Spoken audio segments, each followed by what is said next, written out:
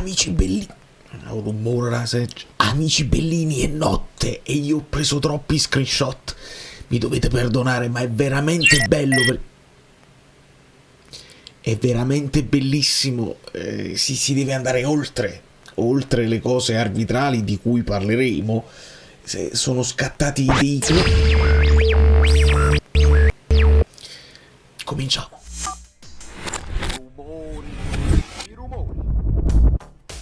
Oggi c'è la Champions che non ci riguarda, però è passata la narrazione che Colombo è bravissima. Beh, ma lo sapevamo, mi sono concentrato sui mini social ieri, per quelli che non hanno Instagram, per quelli che non hanno X, l'ho postato anche sul canale Telegram, lui lo trovate sempre in descrizione. Nel canale Telegram io posso postare dei video che su YouTube non si possono postare, e ve ne posterò uno specifico di una cosa che fa Vergara bellissima. Ma ci spostiamo subito, proprio senza indugio. Voi iscrivetevi al canale se siete nuovi e magari vi faccio vedere delle cose che non sono uscite negli highlights, perché negli highlights questa roba qua non esce, e allora vi iscrivete al canale per cortesia, una cosa di cortesia, tanto alla fine il numero degli iscritti non importa, raggiungiamo questo 30.000 che è simbolico, è il numero di Mazzocchi, è un numero napoletano, però il like ci tengo. Allora il primo minuto e 50 secondi, Rrahmani va in scivolata, non lo prende,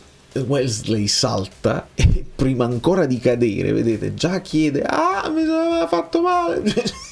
Non si è mai visto che uno chiede il fallo prima ancora di cadere, perché hai fatto il saltino. Grandi scorrettezze, bisogna dirlo, perché adesso in Italia se ne parla delle simulazioni e delle cose. Io la mia parte l'ho fatta, in reaction me la prendo con Gutierrez, nonostante lui in colpo lo prende qua il colpo, però si mette le mani in faccia e io lo dico: non simulate il punto in cui è stato colpito qua, mettiti la mano qua. Sei stato colpito e non hai sentito dolore, è simulazione del dolore. Con me non la passate liscia, qualsiasi maglia indossate. E visto che è diventato un argomento di interesse nazionale, mi fa piacere e vediamo di sistemare queste schifezze. Multe salatissime, squalifiche incredibili, adesso ne parlano tutti, mi fa piacere. Si è parlato anche di questa cosa qua. Io sui mini social vi ho fatto vedere Gutierrez, perché il fallo di reazione di Wesley su Gutierrez è assurdo come sia completamente sovrapponibile a quello che fa Politano. All'epoca era Zaleschi ed era Roma-Napoli 2-0 e l'arbitro era proprio il Piccione, e lì lui fece un capolavoro, e lo dico senza ironia, perché diede il giallo a Zaleschi e il rosso alla reazione di Politano, che poi è un calcetto che nemmeno lo prende, ma io lo accettai in reaction, addirittura disse: ci sta, però se hai fatto quello devi fare questo, sei lo stesso arbitro e sono le stesse squadre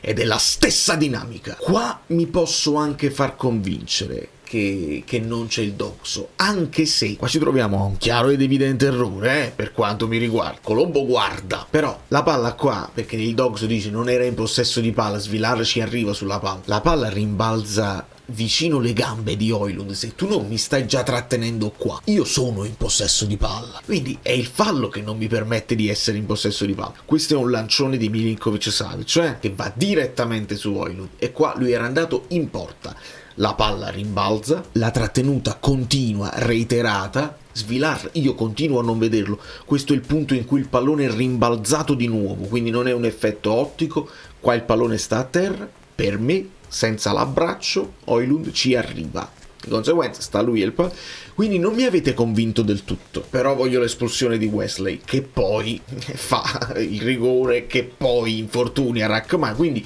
una tragedia assoluta. Poi non mi volevo perdere questa qua, se avete modo di rivedere la partita, quel recupero che fa qua Elmas, partita complicata da centrocampista, non facile. Adesso vediamo quello che è successo con Politano, un macello. Qua Malen si frega Rrahmani e Beuke, ma con una sola finta, e non so come Elmas sia arrivato su questo pallone. Qua era 2-0 per la Roma, ma prendiamo lo scavetto, perché sono tante le cose da farvi vedere. Sono dovuto tornare indietro di qualche secondo per capire che ci faceva Politano là. Partiamo da un presupposto: il Napoli giostra la palla, non abbiamo sempre fatto il lancio. Il piano gara prevedeva di scambiarci la palla bassi perché loro ti aggrediscono e si crea lo spazio poi verso Højlund, gli inserimenti di Vergara e Politano. Però quando il loro pressing non funzionava bene, noi siamo usciti bene con la palla. Qua fa una bellissima, la chiamo imbucata ma non è l'imbucata che va oltre i difensori, proprio l'appoggio a Højlund, Gutierrez con grande qualità. E dovremmo anche smettere di dire fa il Lukaku, e oramai fa l'Højlund, cioè fa il centravanti di conseguenza, che riesce a tenere a bada il difensore e di prima o dopo il controllo la smista sui giocatori che gli stanno intorno. Qua Højlund è bravissimo e darà la palla a Politano, che come vedete tende sempre a stare un po' troppo sull'esterno. Non sono parole mie, sono parole di Conte. Matteo in quella posizione non mi fa impazzire sinceramente, perché secondo me lui ha bisogno della fascia, ha bisogno di giocare l'uno contro uno, quindi qua addirittura la serpenspina l'aveva fatta Spinazzola per venire a sovraccaricare. Politano vede Vergara e lo serve sulla corsa. Purtroppo Vergara ci incischia un po', forse il fatto di stare a sinistra, insomma vabbè. Gli soffiano il pallone e la Roma riparte subito verticale, perché la Roma non consolida il possesso, riparte subito se prende palla. Ed ecco che ci spieghiamo il Politano in questa zona qua, che aveva continuato la sua corsa dopo aver servito Vergara, che comincia ad inseguire l'avversario. L'azione della Roma però non si sviluppa perché Malen in possesso palla si tuffa su Elmas, non c'è fallo, Colombo molto antipatico fa così, fa alzati, però non c'era fallo e quindi era corretto. Politano, che nel frattempo ha accorciato, ha l'opportunità di ritornare ad essere verticale, questa volta su Spinazzola. Spinazzola serve Vergara in profondità e Rendicà che molla Højlund e va a metterci una pezza in scivolata. Quindi un continuo capovolgimento di fronte con duelli, con qualche errore anche di controllo, di precisione del passaggio. Comunque qua la Roma recupera palla e ritorna verticale, ed è qui che non capisco queste braccia larghe di Politano, come dire calma calma che c'è Pisilli completamente solo che è libero di impostare. Tu devi fare una corsa ad andare almeno ad accorciare, oppure scappi all'indietro perché è palla scoperta, o due le cose. Invece Politano si gira e piano piano se ne ritornerà nella sua zona di centrodestra. È incredibile il modo in cui passivamente si gira dalle spalle a Mancini, che sta solo lui, con Elmas che gli dice va la piglia, io sono centrocampista centrale, tu sei il trequartista che in quel momento ti trovi là. Incredibile. Politano si gira e se ne va. E poi ovviamente il passaggio verso Saragozza, che poi farà il passaggio verso Malen, lo sappiamo.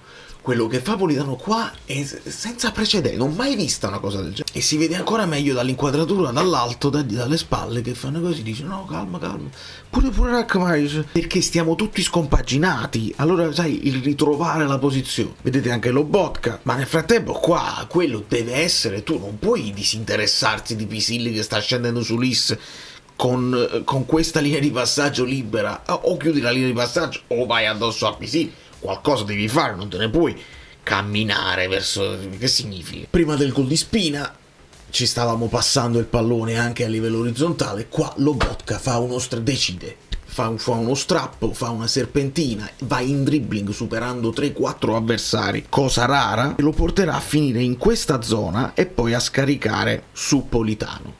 Sottolineiamolo sta cosa, perché ogni tanto pure sente Lobotka non serve a niente, fa solo il passaggio così. Lobotka si prende la responsabilità e scarta un po' di loro. Da Politano la palla finisce a Elmas che la scarica su Politano. Nel frattempo quello che aveva fatto Lobotka, come vedete, abbassa tantissimo la Roma, semplicemente con uno scatto. E quindi Spinazzola ha tutto il tempo di controllare il pallone, metterselo sul destro e far partire il tiro, che poi sarà deviato proprio dai piccoli Pisilli. Questa è l'azione che vi devo far vedere in video sul canale Telegram, perché con gli screenshot non rende. E comunque un altro controllo di prima di Højlund, Lobotka che arriva e Vergara da guardare. E su questo sviluppo, dove poi Lobotka la dà a Spinazzola che farà il cross morbido per il colpo di testa di Gutierrez, altrettanto morbido, che viene parato da Svilar. Altra bella cravattata, perché qua Lobotka continua la corsa, Spinazzola potrebbe fare un 1-2 e invece qua lo butta a terra Celik, ma l'arbitro immagino che stia troppo lontano, troppo vicino, troppo distratto, troppo piccione, non lo so. Il rigore è il più classico degli 1-2, è bravissimo Wesley di prima a girare il pallone su Malen che si era abbassato moltissimo, c'è un po' troppa distanza con Rachmani, Gutierrez non riesce l'anticipo e ci sarà il più classico degli 1-2 con Wesley che va in profondità, Malen che gliela ridà e insomma poi non lo prendi più. Ben tornato Gilmour che subito trova la verticale su Højlund, come abbiamo visto però non è l'unico in grado di fare queste cose, ci serve perché ci serve, ma qua io vi devo far notare un'altra cosa: nel momento in cui parte il passaggio parte la corsa di Giovane, questa poi è l'azione codificata, solamente azioni individuali. È tutto studiato, è studiato al millimetro, poi ti può riuscire o no. Quando si segna uno le cose le vede, ma tante volte le cose non le vediamo perché non escono negli highlight. Chi se le rivede queste cose qua? Io. Appena parte la palla, parte Giovani. Il tocco di prima di Højlund non è banale, perché non solo gliela ridà, ma gliela ridà con i tempi giusti, con il giro giusto, per fare in modo che Giovani abbia un controllo facile, con l'avversario alle spalle. Alisson fa il movimento corretto e il gol è bellissimo anche per questo. Fatemi dare un cioccolatino anche a Beukema, perché la palla a Gilmour arriva da Beukema che su un rilancio della Roma la controlla con la coscia, la mette a terra e la scarica con grande semplicità. E anche il tiro di Santos, Super Santos, è un tiro da fuori aria. È paradossale, entrambi i tiri da fuori aria, non tiriamo da fuori aria, dopo Spinazzola, anche Spinazzola, dopo McTominay, stiamo tirando un po' più da fuori aria. Questo qua non conta, non è quel tiro da centrocampo che uno fa, però bel tiro secco che finisce tra le gambe di Mancini a Favarò. E così nasce una nuova bromance. Però il Napoli la voleva vincere. Sì, io ho avuto l'impressione che la Roma a un certo punto il pareggio le stava quasi bene. Occasione importante per Gutierrez, palla sempre di Alisson, tiro gira molto, sfilare la palla a terra secondo me poteva finire sul palo. E poi mi chiedevate del fallo di mano, non ci danno replay. Io vi posso solo far vedere una cosa: El Ainaoui è terrorizzato perché gioca dopo aver fatto il contatto che non si vede con Olivera e Højlund che chiama il fallo di mano e anche altri, e Launau subito alza le mani e dice no. Di solito questo atteggiamento non presuppone benissimo, però l'hanno controllato e noi ci fidiamo tantissimo. Dopodiché mi sono accorto che Giovane si stava afferrando con Cristante al fischio finale. Dice come mai? Perché Cristante lo butta a terra e lo scarpesea sull'ultima azione disponibile. Dice ma come mai? Perché pochi secondi prima, un minutino prima, si era fatto la bua Cristante, senza però ricordarsi. Cristante era rimasto a terra, ricordate, Colombo ha fermato il gioco, recupero tutto, non ha recuperato proprio niente. Questo è un blocco che fa Cristante con Giovane che sta facendo ripartire il contropiede, cioè capiamoci.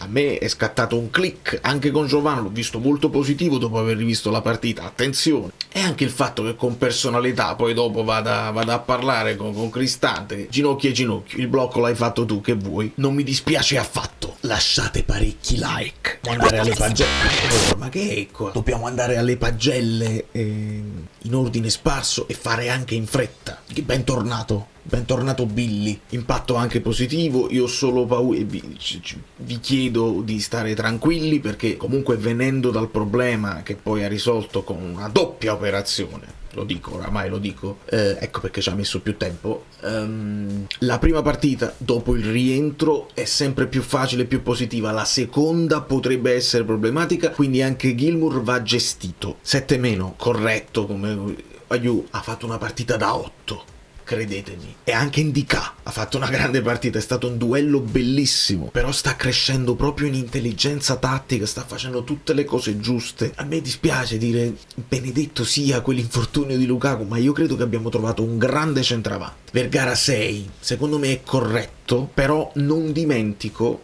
a parte quelle palle che ha perso, che poi ci sta, non dimentico dei recuperi che ha fatto, alle volte in scivolata, alle volte con caparbietà, è venuto a dare una mano. Lui sì che riesce a fare il sottopunta, anche la fase difensiva del sottopunta, a differenza di Politano che va un po' in difficoltà. Anche Vergara lo preferiamo a destra nella sua posizione naturale col sinistro, ma per me non è un problema, può giocare anche a sinistra. Premio Micio per Politano, quella roba che fa sul primo gol.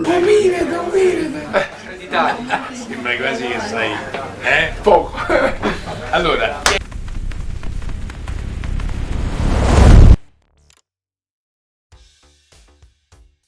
non si può spiegare, l'ha detto anche Conte, quindi non lo dico io. Spina è un giocatore meraviglioso, oltre ad essere un ragazzo positivo, solare, ci ha fatto sapere che si è fermato e crede di essersi fermato in tempo. Dice: adesso conosco molto bene il mio corpo, e quindi anche lui è uscito con un problemino. Però sono molto contento, insomma, da quando è arrivato tutti abbiamo detto: questo gioca a calcio, è proprio un giocatore pallone, deve solo stare bene fisicamente, e quando c'è è un valore aggiunto importantissimo. Mi piace il voto ad Elmas, 6,5 pieno, 6,5 di sacrificio, 6,5 di un assist che si prende, e di quel recupero difensivo che non potete avere idea con quale timing l'abbia fatto. Ecco, con il ritorno di Gilmour puoi pensare anche di poterlo alternare, perché anche lui ha bisogno di un po' di riposo, come Lobbo. Quindi facciamo un quadrilatero con il ritorno di McTominay, speriamo insomma che si possa. McTominay, Gilmour, Lobotka, Elmas, poi Lobotka, Gilmour, poi McTominay, Elmas devono ruotare per forza. Guti, ottima partita, con qualità, e sta crescendo sulla fascia destra. Addirittura mi è sembrato poco meglio sulla fascia destra che non sulla sinistra nel finale. La lotta con Wesley è stato un altro duello bellissimo. A volte l'ha vinto, a volte l'ha perso, però si può parlare di un acquisto positivo su cui si può lavorare. Buongiorno l'ho rivisto un po' meglio, è chiaro, su Saragozza sei più grosso ma ti può scappare da qualche parte, però insomma si doveva scrollare di dosso l'ultima prestazione disastrosa. Stavolta quello che è andato male è stato Amir, che l'ha sofferto male, non c'è niente da dire. Speriamo che non sia niente di grave, però, perché l'abbiamo rivisto bene, la smorfia arriva prima del contatto, vuol dire che si è stirato in corsa, ed è lì che poi avviene l'inciampo, quindi sfortunatissimo. Insomma, siamo sempre più corti. Beukema, ci aggiungo un più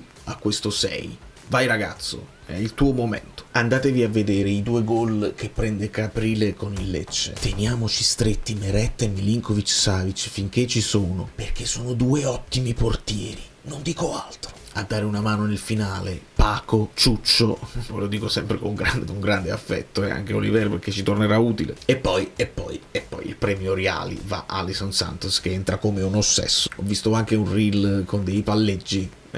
Lui c'ha un po' più tecnica di Giovane si deve dire la verità, è più brasiliano lui. Giovane però è più grosso, cioè se Conte ci lavora, se Conte ci crede, il ragazzo sicuramente si è messo a disposizione, perché Conte lo ha detto in conferenza. Conte mi è sembrato molto stanco ma molto soddisfatto, perché i ragazzi rispondono a quello che lui gli chiede e ci credono. Questo sembra un peperino. Il fatto che sia stato utilizzato come spaccapartite secondo me ci deve far riflettere, perché il meglio lo ha fatto quando è subentrato anche nello Sporting. Quindi calma a chiedere che Alisson Santos sia subito titolare inamovibile, perché non succederà secondo me, però avere un'arma che è carica a metà partita mica male. E anche te ragazzo, non ti preoccupare, e mo Vergara è un po' più fresco, un po' più addentro alle cose di Conte, però ci sarà spazio anche per te. 20 milioni. Conte ha parlato con noi tantissimo per quanto riguarda l'anno prossimo. Io non lo so se si farà il terzo anno di contratto, me lo auguro, però credo si sia reso conto di quanto sia stancante allenare al sud. Allenare con le maglie a tinte unite è un'altra cosa. Quando poi Colombo farà una cosa del genere, una partita del genere, o contro l'Inter o contro la Juve o contro il Milan, allora forse diranno anche Colombo non è una grande partita. Invece su Colombo ottimo arbitraggio. E allora che vi devo dire, amici bellini? Probabilmente un altro like se ce l'avete, probabilmente qualcosa l'ho dimenticata, perché capita. Ma voi iscrivetevi al canale Telegram che trovate in descrizione, e se vi capita di guardare le partite di Champions, uno sguardo, se uno c'ha tempo, si può dare. Da New York, Valerio Fluido è tutto, un abbraccio e un bacio. Ho trovato veramente sfizio nel riguardare questa partita. Il 2-2 quando arriva così ti dà pure soddisfazione.